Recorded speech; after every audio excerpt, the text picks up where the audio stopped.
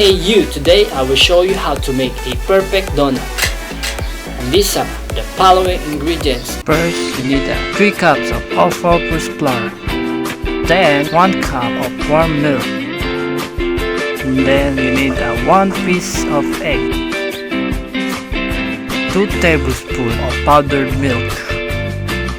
And then you need 2 teaspoons of yeast and 2 tablespoons of white sugar.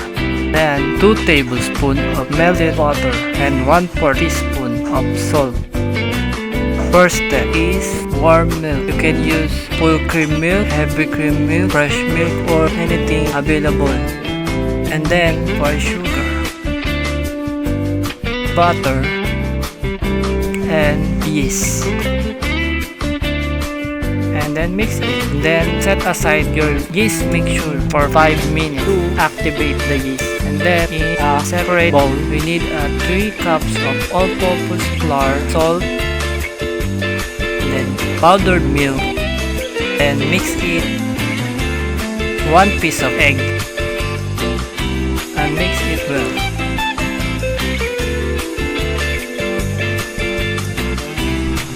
And this is how it looks like with this blue mixture. And then add the yeast mixture to your flour mixture.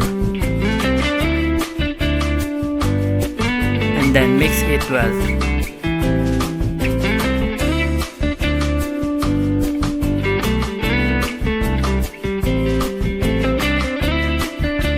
And then place your dough into your mat.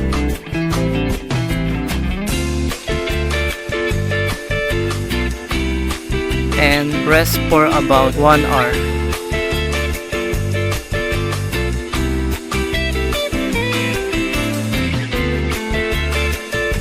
After 1 hour, place the dough into your mat and cut it into pieces.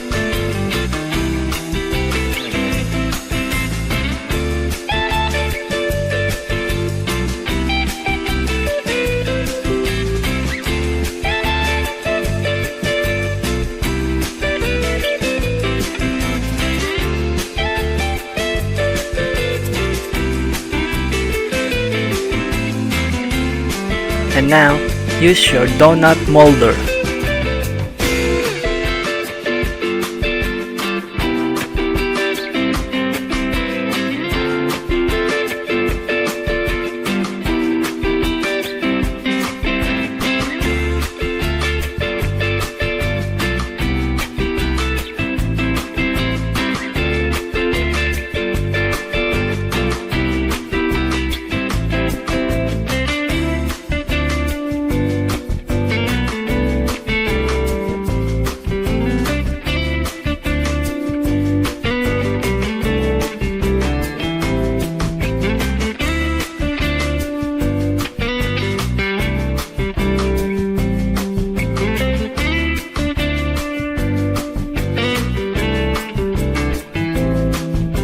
And rest the dough for 30 minutes.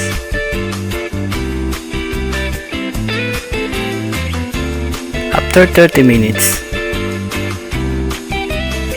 And now, fry the donut with low heat until it's golden brown.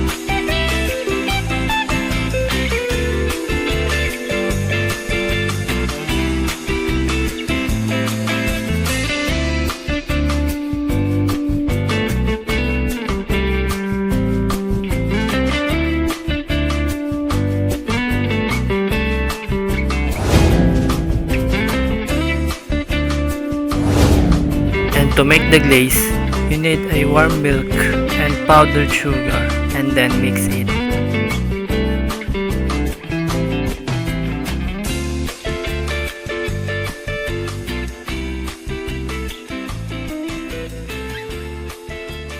Don't forget to follow, like, and subscribe to my channel. Adios!